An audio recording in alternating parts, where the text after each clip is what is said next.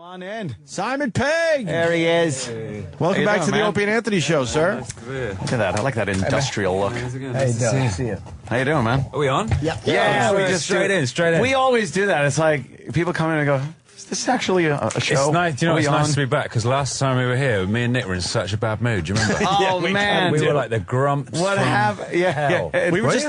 Yeah, it was that day. It was the day that whole Don Imus thing broke. Yep. And then I can't remember what happened. Our schedule was all messed up. And you had just gotten in. You just flown across the Atlantic. Mad. Yeah. This is my first one, though. I'm really upbeat, optimistic. Oh, yes. Good. And you got a book out. I got a book out. That's fantastic. I'm just milking it. It was, you might as well, right? You got Strike it while the iron's hot, as they say. Yeah, we were remembering back that it was just one of those weird days. It happens.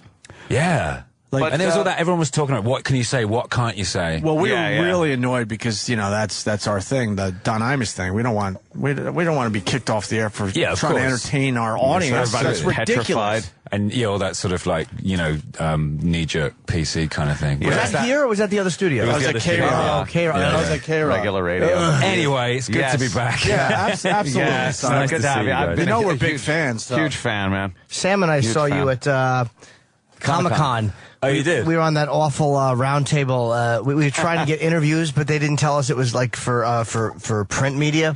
So me and Sam, were you with Sigourney Weaver and Jeffrey Tambor? Yeah. The movie was called Paul. For Paul, yeah. You weren't in the group with them. You were in the other group. That's right. Yeah, we were you on with a the director table. and yeah. It was so awkward trying to hold a microphone and get the answers for radio. It was fucking humiliating. But you were very nice. Oh, good. I'm glad. The book looks great because this is like, we've kind of watched what you've done over the years, and of course, Shaun of the Dead was the real break open. Like, we know who Simon Pegg is, right. And, like internationally. And now, in just a few short years, I'm perusing through this book, and you're working with the likes of Spielberg and Lucas. Who knew? And now growing up, as you were a big fan of Star Wars and science fiction and whatnot. I mean, in England we have this bizarre situation whereby in Britain we have this huge country in America which speaks our language, which has all this stuff, cool stuff. So we look at America from this little island. Yeah. There's hundreds of times bigger than we are, but it speaks the same language, and we get all this stuff. And so we're in awe of it, really, growing up. I was, Yeah, absolutely. And then to meet these guys, and work with them has to be crazy. Has to be any misconceptions? No, not at all. I mean, they were all cool and everything. Steven Spielberg's a lovely guy, and we did Tintin, which will be out later this year, and that was fantastic to sit and talk to him about stuff and get excited. Well, not get excited in front of him, just nod and look really kind of grown up, and then have a little spaz attack in the hall outside because it was so I don't doubt it, man. Do these guys ever comment on your work and like wow, I really enjoyed Yeah, well, we managed to get Steven to do a little cameo in Paul, actually, which was nice. Yeah. And he sent me a nice email about when he saw the film that he really enjoyed it, but the guy that played Steven Spielberg was terrible, he said. But, they do. I mean, people like Steven Spielberg and, they're film fans themselves. So the reason I got into Star Trek and Mission Impossible was because J.J. Abrams saw Shaun of the Dead and just called me at my office and said, hey, do you want to be in a film? That is wow. That's amazing, man. Excuse me? Yeah. So it's all dumb luck. Is this book a comedy, or is it like your life, or is it kind of a combination? Well, it's like, I was a bit weird about writing a memoir, because I wanted to do like a sort of production diary with pictures of Shaun of the Dead, Hot Fuzz, and then maybe our next one, World's End, when that comes out. And the publishers said, why don't you write a memoir? And I felt like it was a bit up myself and a bit, I'm 41, is it time to do that? But then they said, no, you do that or you don't write a book. So I said, okay, I will do it. I'm on it. And so what it is, it's like a bit of a memoir, but there's a comedy sort of fiction story which runs through it as well. It's about me as a sexually devastating superhero. Which whenever you get bored of all the self-indulgent, I remember when stuff, you get a bit of a break. Back when I was young. Yeah. I love the picture with George Lucas, because you have a look on your face like, holy shit, that's George Lucas. It's the only way to read that. That was a crazy night, that. That's like, am I really standing next to George Lucas? But he said a really weird thing to me, because I went out to meet him, and, well, here's an instance of what you were talking about. He was with Ron Howard, and Ron Howard like Shaun of the Dead. His kids particularly like Shaun of the Dead, and he sort of George Lucas looked at me like, "Oh, here we go. There's another 30-something loser whose life I changed. Who's going to gush all over me, literally." And at that moment, Ron Howard said, "Hey, man, my kids love your movie." And George Lucas suddenly changed and kind of became like, "Oh, you're a filmmaker. We'll talk." And okay. And he said, "Listen, let me give you a piece of advice. Don't be making the same film 30 years from now." That's funny. From him, yeah. I was like, wow, that's insight, that is. What did you do on the road? There's a picture you here with your real abs. It's very funny with Steve Coogan, who I think is great. Yeah. What was the series he had?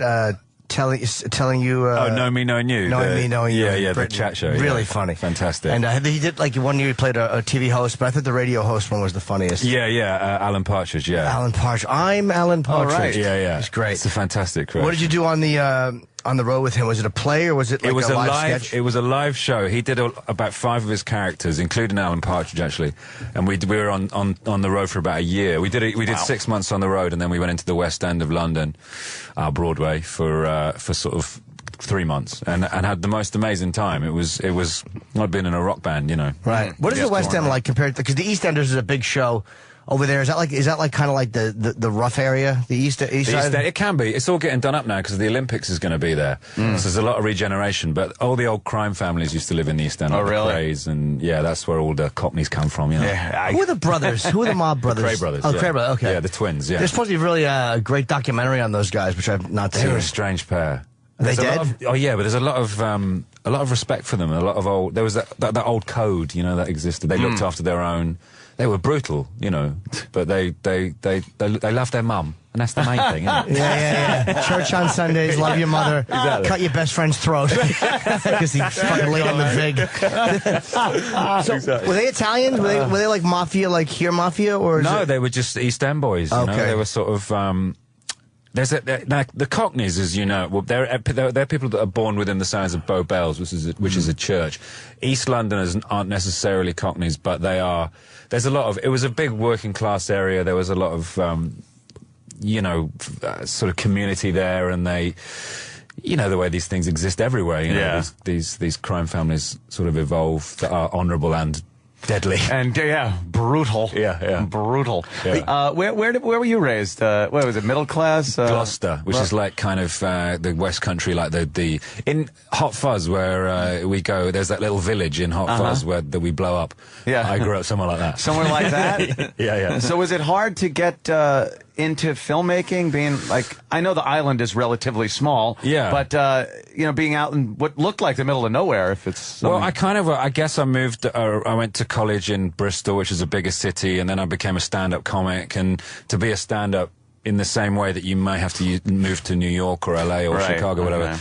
You have to move to London. So then I moved to London and I was doing stand-up, and then I was starting to write for TV. Then I got a sitcom, and then after the sitcom, which was Spaced, me and Edgar Wright filmed a scene in that when we were killing zombies. Yeah. And we thought, hey, we should make a film like that. That would be great to do that for 3 months.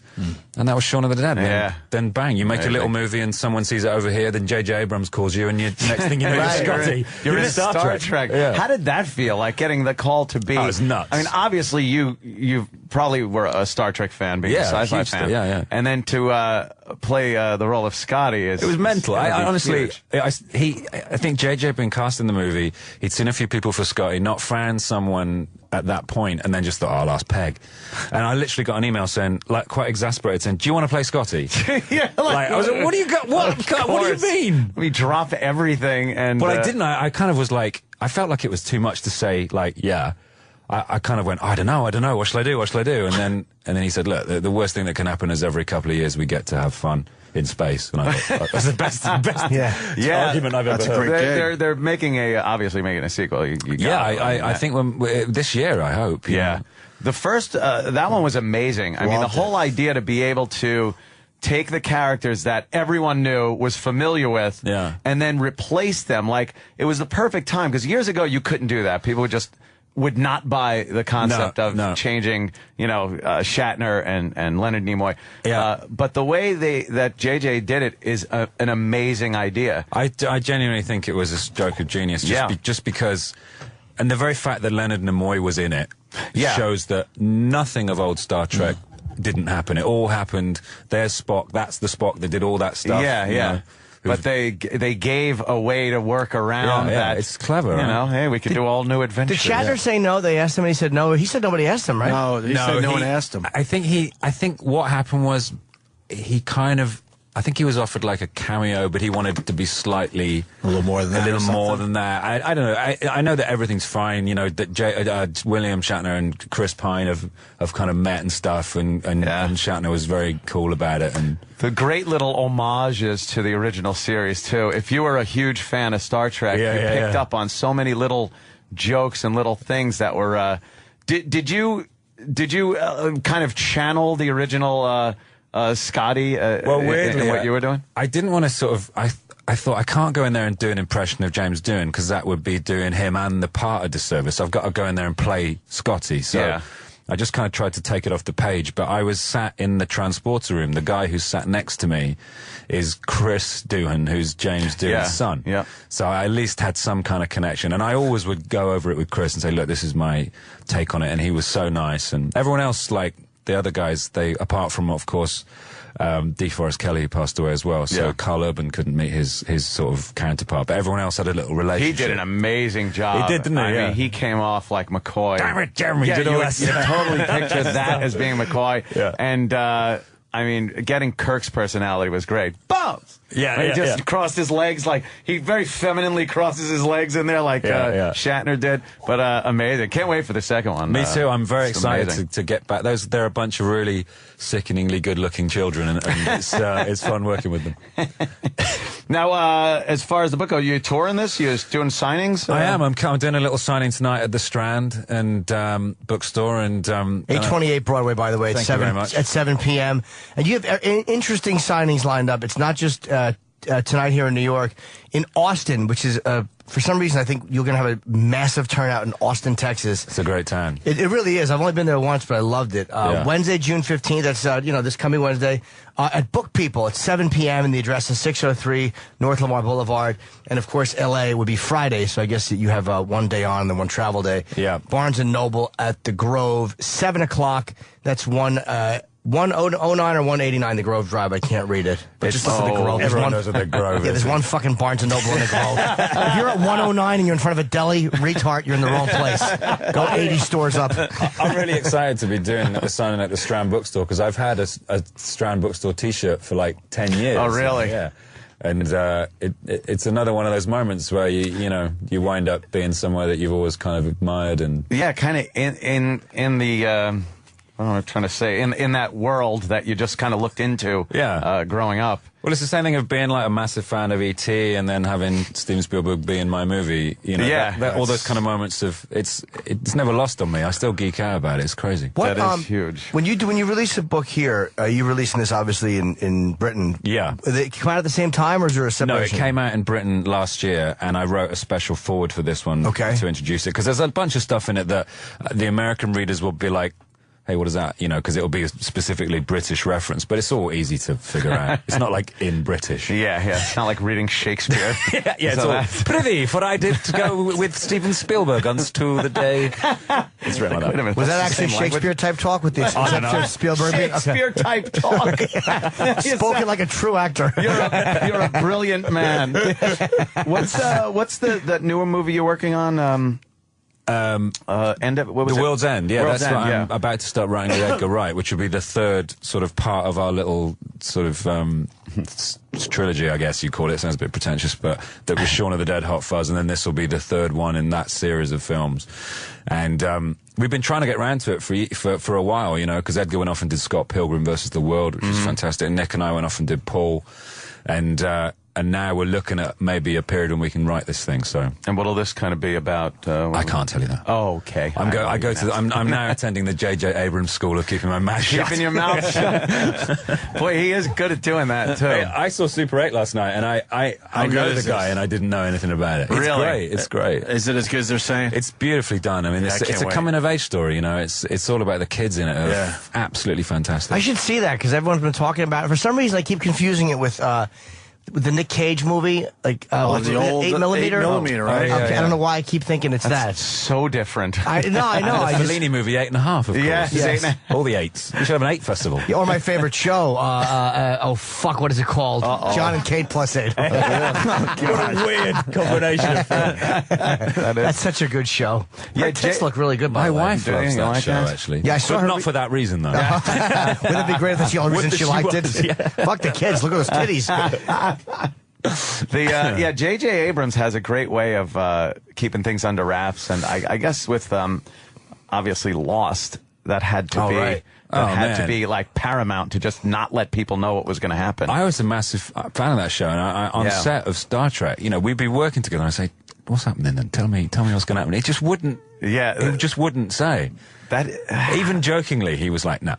Yeah, not telling you anything. He's just like talking to a no wall. one knew. That really that show got such a huge audience. It was great. Yeah, everybody tuning in, trying to figure out what the hell was going on. Nice contentious end as well. It really pissed a lot of people off. Did it really? Yeah. Now, do you like that? The Sopranos ending and stuff. How do you feel about endings like that, where it's like, you could wrap things up and just be like, or you could be like, son of a bitch. Yeah. You're looking at the credits, just going, wait, what? I liked it. I just thought, well, whatever it was going to be a bit of a letdown, because it's the end of like 6 years of television. End on a controversial note, and I have like my sister, who was a big fan. She went mad. She like stormed out of my house like, "Oh, sod this! I'm going." What didn't you? I liked the scene with Christian and Jack and the kind of explaining that. Oh, that explained a lot of what season 6 was. Yeah. Although I hated a lot of season 6, I just thought that they didn't put the writing effort in that they should have. Like, I just didn't like a lot. I didn't like the set. That stupid thing with the guy who had the weird speech impediment. The guy who looked like fucking Weird Al Yankovic. Who was that creep? It just got weird. I think the thing is, with TV in America, it's got to be one of the most difficult professions to work in, because you might get cancelled next episode. Yeah. So you can't write with 6 years in mind. You have to write for the next episode. You've got to keep people coming back. And you chuck shit up in the air, and you don't know if you're going to catch it or not. And later on, you find you have to explain it. You think, oh, Jesus, what did that mean? They didn't know. They were just trying to keep people interested. Yeah. So to have to kind of explain it all at the end, it was too much to ask. I like the idea on British television, too, how it's not like you don't have to go 20 years with a series. Yeah. Like Gervais was brilliant with The Office. Skinny Gervais. Skinny Gervais. Yeah. Skinny Gervais. What the hell happened? He was great, though. It's like, here's a couple of seasons. Yeah. Really, like, you could just write at 1,000 miles an hour, all the funny in there. And I think he had another 2 in him, to be honest. I do, too. I think it could, I mean, the American show is proof that it could have run. And I get why Ricky did it, You got to kill your babies. Yeah, well. Coronation Street, In and Out. In and Out. Yeah. 35 years. No, it's 50. Is it 50 now? Years. 50 years. More than I do. Jesus. Longest running show in history, obviously. 50 years. The same guy is still on it. We talked about that last week. Who's watching that? Bill Roach. He plays a character called Ken Barlow. He's been in it for 50 years. But I was saying that there was a gig. Wow. Do you know how tired he is of playing? He wants to play anybody but Ken Barlow. He just comes in and goes, "Oh, what?" His wrists squirting blood as he walks onto set. Oh, God, that does have to be a little... Well, do you watch it? My wife does. Does she like it? She loves it. I mean, Coronation Street is an institution, and it keeps it... It's good, It keeps it fun. It's not like... Is it like a soap opera would be here? It is a soap, but not in the same way American soaps. It's different. It's a little bit more... American soaps are very sort of like multi-camera, zooms, and they're a bit cheesy, and God love them, but they're a bit cheesy. Oh, yeah. Whereas it's a bit more gritty drama in the UK. I told you I saw the one scene where what's his name? Ken Barlow. Ken Barlow was yelling at his wife for cheating on him. But it wasn't a soap opera yell. He was really mad. This bitch cheated on him. It was fucking great. Soap operas are always with the dramatic turns, like you said, the close up. But this was a guy really being angry. I was like, it's very kitchen sink. It's good. I like American soaps though, when like they ask someone a question, it's like, "What were you doing out with Bob?" And the girl just she kind of looks at the camera, and they fade to commercial. Yeah. But she's got to look all concerned for like that time between the question and by the time she fades out. So it's very awkward of just eyebrows moving and lips and you know, the best one is the classic American soap opera move is when two people hug and you see the one person looking all happy and then the other person's looking, oh, I'm not sure about this. That's the fade to commercial there's moment. A problem. Yeah.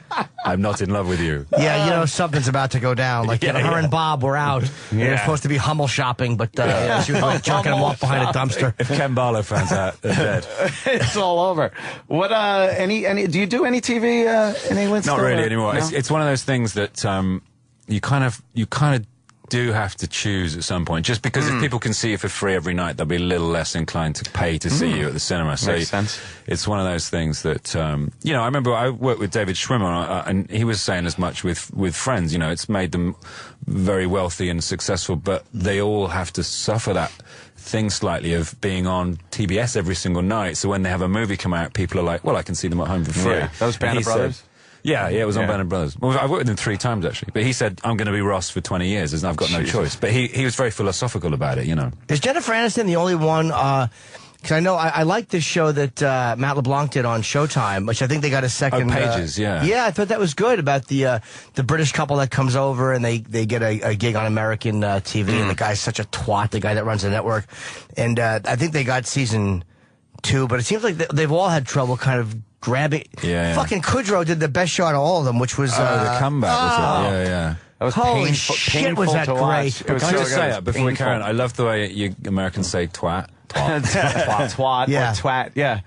So you guys, we both our nations possess skills at certain swear words. There are certain swear words that British people cannot say that Americans, MFer is the best American swear word. But the British say twat and the C word. Yeah, twat. Oh, well, you could say it. We say twat and cunt. But then again, Leonard Nimoy, nobody here knows who he is. We don't heard that. We let that slide. That is funny. We did let that slide. I wanted to go to, I've never been over to Britain. I've always kind of wanted to go there, but I don't know if for stand-up. Did you ever do stand-up here? I don't think I did, actually. You should go over and do some stand-up. I've never done it there. I don't know if they would enjoy it or not, but it's like a... Oh, yeah, definitely. It's the same people, but it's a different I think they'd vibe. like it. You'd find that thing, you know, you go over and do a couple of gigs and get a sense of what they like. You'd be in there very quickly, because it's a cosmopolitan crowd, you know, they'll get it. How about the Comedy Store? Is supposed to be a great room over there. Yeah, it's one of the oldest clubs, and it's real popular. Well, how long did you do stand-up?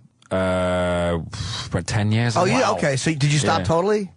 It just became difficult. You got to stay match fit, haven't you? You got to keep doing it, because otherwise you lose your edge. And I was working so much filming that I wasn't getting then I just felt. And then I did that year with Steve, and I was doing all characters, and I felt like I fell out of it. Do you know what I mean? You'll probably get back into it. You go out and make a lot of money on the road as people come out to see you, and you're a real comic. So a lot of guys do it after they've never done stand-up, and it's like, it's always kind of shitty to see a guy that's never done comedy. Yeah. But, you know, if you're a legit comic. I think that about Ricky, to be honest. I think when you see Ricky do stand-up, he has this amazing thing, because he's such a funny guy, and he is a brilliantly funny guy.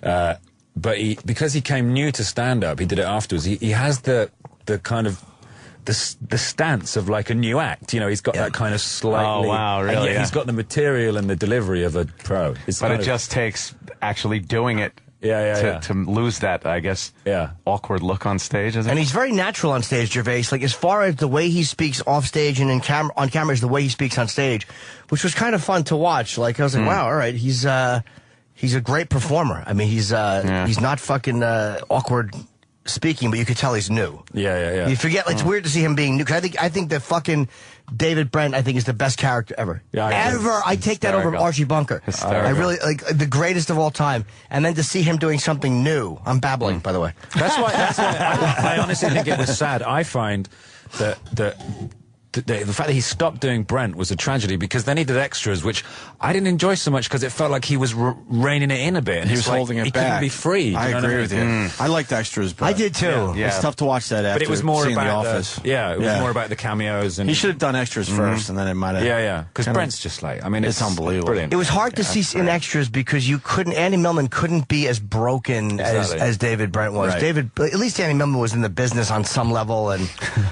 but David Brent was just an absolute zilch. Nothing worse than a guy who's desperately trying to be funny and isn't. You're just like, shut the fuck up. The genius was, you kind of, and this is the same with all characters like Bunker, like Faulty. You root for them. You just think, please, just win once. Oh, yeah, don't do that. Don't do what I know you're going to do. Yeah. And then at the end of the Christmas special, when he's kind of getting on well with that girl and she likes him, and he tells his mate to... Chris Finch, fuck off, yeah. Finchy, yeah. It's like, you just go, yes! Finally. Yeah, it's brilliant. Yeah, he really stuck at the Finch. Yeah. Although Finch had a great line in one of the series, they did the worst office jokes. Like a girl, the fucking Dawn went down to pick something up, and he goes, why are you down there, love? Yeah, always made me laugh. It was just such a cheese dick fucking guy thing to say. But you could see why people would like him. He was one of those guys that would fire out horrible line after horrible line that were funny because he was saying them. There was like a sort of bully, like a comedy bully. Like you gotta go with it because he's a brilliant. He was always one-upping stupid David. And David, I was going to say that, but you didn't. He was always. And we've all been in those relationships on both ends of them. Yeah, absolutely, that's good. Psychoanalyze The Office. I should be executed, by the way. But Simon's book is called Nerd Do Well, and it's a real book. It's not like a fucking, like a lot of famous people write really small books. This is like a 350-page. This is a real book. I wrote it as well, which is rare for these kind of biographies. Yeah, I always look for a with on the bottom, with so-and-so. Whoever's with wrote it. I wrote every fucking word, I promise you. I would gather your artwork from when I was like 12. When you were a kid? That's a cool idea. That is cool. Look at you. And you're crazy your whole life. Simon has a hard out in 3 minutes. They said 9:25, so let me get the plugs out. Here in New York tonight at the Strand Bookstore, 7 o'clock. It's 828 Broadway, which I think is Lower Broadway, but just Google it. It's like near Union Square, I think. Oh, it is? Okay, so it's around 14th. So Wednesday, Austin, Texas, which, again, there's going to be lines in these places. Book People, 7 o'clock. It's 603 North Lamar Boulevard. And in L.A. this Friday, Barnes & Noble in the Grove, and it's either 109 or 189. Just, look for both. Thank you. Can't find it. You're an idiot. Simon, man, looking forward to reading the book, seeing you in Star Trek, any other things that you're doing over the years, man. Big fan. Coming out at the end of the year, which is going to be good. And I just did Mission Impossible Ghost Protocol, which is going to be holy shit awesome. It's directed by Brad Bird, did The Incredibles and Ratatouille and The Iron Giant. For his first live-action movie. So he's brought all that brilliance from those films to a big Tom Cruise movie. Did you go to the fucking... because I'm obsessed with Tom... I would love to know what the insurance is to get him on the fucking... On the Burj. I was up there with him. I swear to God. Really? He leant out. This is a building that is higher than some planes go. Yeah. Sure. He leant out and he looked back in at everyone with this big shit-eating grin on his face like, let's do this. I don't know how he does. Wow. The guy is a machine. It's hilarious. How was it being up there? Because he was... Not only did he go outside the observation deck... But for the promo shots, he was sitting on top of, as high as you can go on the building, on top of where I guess the radio tower part, just facing out, and he was bolted in. Yeah. But it's an impossible. There's no way you could get me to do it. I couldn't do it for any I wouldn't go within. I don't even have a problem with heights, and I wouldn't go 10 meters from the window. It was really obviously the safety was locked down. Did you have anything? Because I know it was him and who was the other guy? Jeremy Renner. Jeremy Renner. Did you have anything to do with the outside of the building or no? Yeah, we're all in that scene. That's an amazing sequence, and but I didn't have to go on outs. Jeremy had to do a little hanging out. Yeah, he did, right? I didn't. What did you have? Just stayed inside. No. That's great. I do like doing my own stunts and stuff, but that was just that was the limit. Yeah, it's going to be, it's coming back all guns blazing, this story. When's it out? Great. I think it's out towards Christmas. Oh, fuck. I cannot wait. I never cared about Mission Impossible. Right? Yeah. I cannot wait till this one comes out for that reason. It's going to be a lot of fun. Huge, man. Simon, thanks so much. Man. Thank you very much, buddy. For coming in. Thank you, man. So glad to be back and put my grumpy ghost to bed. Nah, you're sweater, man. We're all fans, man. The Virus. Sirius XM. This is the Opie and Anthony Show.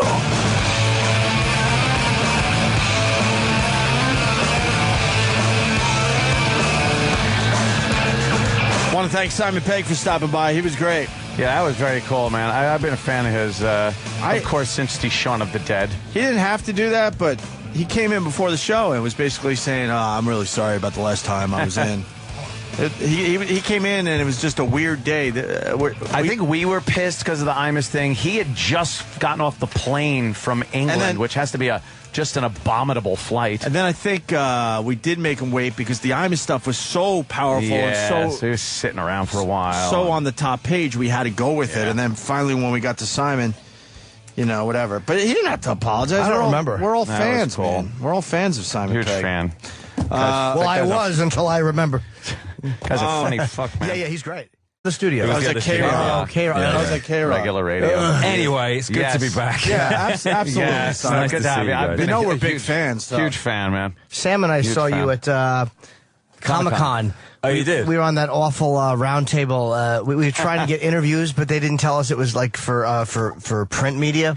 So me and Sam, were you was with Sigourney Weaver and Jeffrey Tambor? Yeah. Oh, the movie was called Paul. For Paul, yeah. You weren't in the group with them. You were in the other group. That's right. Yeah, we were with the director table. and yeah. You know, it was so awkward trying to hold a microphone and get the answers. Come on in. Simon Pegg. There he is. Welcome back to the Opie and Anthony show, sir. Look at that. I like that industrial look. Hey, see you. How you doing, man? Are we on? Yeah, we just straight in. We always do that. It's like people come in and go, is this actually a show? It's nice, you know, it's nice to be back because last time we were here, me and Nick were in such a bad mood. Do you remember? Oh, man. We were like the grumps. What happened? Yeah. We were just.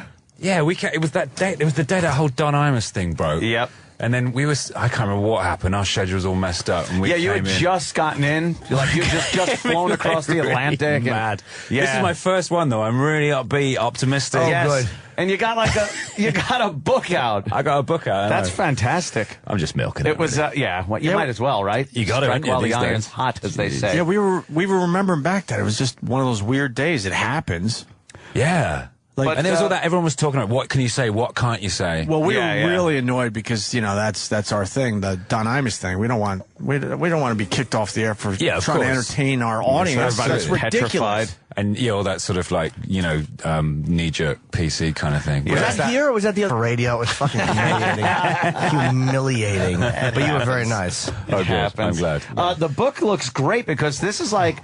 We've kind of watched what you've done over the years, and of course, Shaun of the Dead was the real break open. Like we know who Simon Pegg is, right. And, like internationally. And now, in just a few short years, I'm perusing through this book, and you're working with the likes of Spielberg and Lucas.